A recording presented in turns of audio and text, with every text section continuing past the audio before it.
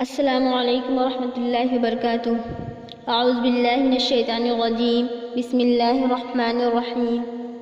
اما یتساءلون عن النبأ العظیم الذی هم فیہ مختلفون کلا سیعلمون ثم کلا سیعلمون۔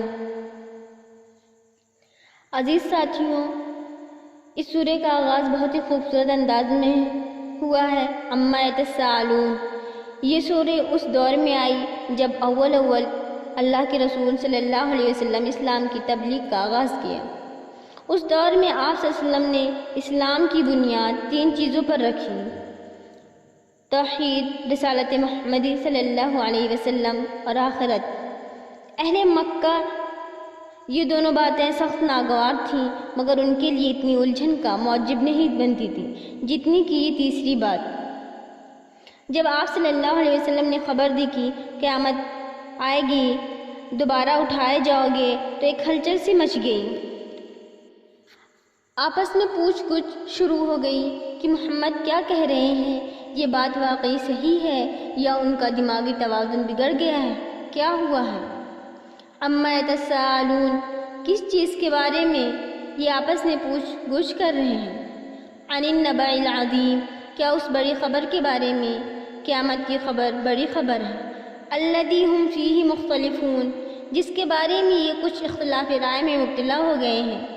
کوئی کہتا ہے کہ ہو ہی نہیں سکتا، کوئی کہتا ہے ہو سکتا ہے اور ہمارے معبود ہمیں بچا لیں گے، اور کوئی عیسائی اور یہودی کے خیالات سے متاثر ہو کر کہتا ہے کہ اگر ہم مر کر اٹھائے جائیں گے تو ہم جنت میں جائیں گے، اور کوئی صاف صاف کہتا ہے ان ہی الا حیاتنا الدنیا وما نحن بمبعوثین، جو کچھ ہے بس ہماری یہی زندگی ہے اور ہم مرنے کے بعد دوبارہ نہ اٹھائے جائیں گے۔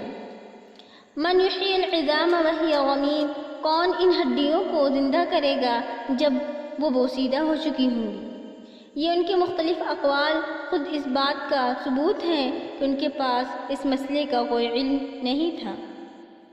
کلا سیعلمون، ہرگز نہیں، عن قریب انہیں معلوم ہو جائے گا۔ ثم کلا سیعلمون، ہاں ہرگز نہیں، عن قریب انہیں معلوم ہو جائے گا۔ یعنی زیادہ دیر کی بات نہیں ہے، ادھر آنکھ بند ہوگی ادھر کھل جائے گی۔ ظاہر سی بات ہے، ہر انسان کے لیے اس حقیقت کو منکشف ہونے کا عین اس وقت ہے جب کہ وہ قبر میں اتار دیا گیا ہو۔ عالم برزخ کی پہلی منزل پر پتہ چل جائے گا کہ حقائق کیا ہیں۔ عزیز ساتھیوں، اس سورہ میں پے در پہ بہت سے آثار اور شواہد کو پیش کر کے قیامت اور آخرت کے منکرین کو یہ بتایا گیا ہے کہ اگر تم آنکھ کھول کر دیکھو تو تمہیں 2 باتیں نمایاں نظر آئیں گی۔ ایک یہ کہ یہ ساری چیز ایک زبردست قدرت کے بغیر وجود میں نہیں آ سکتی، نہ باقاعدگی سے جاری رہ سکتی ہے۔ ہر چیز کے اندر ایک عظیم حکمت کام کر رہی ہے، اور کوئی کام بھی بے مقصد نہیں ہو رہا ہے۔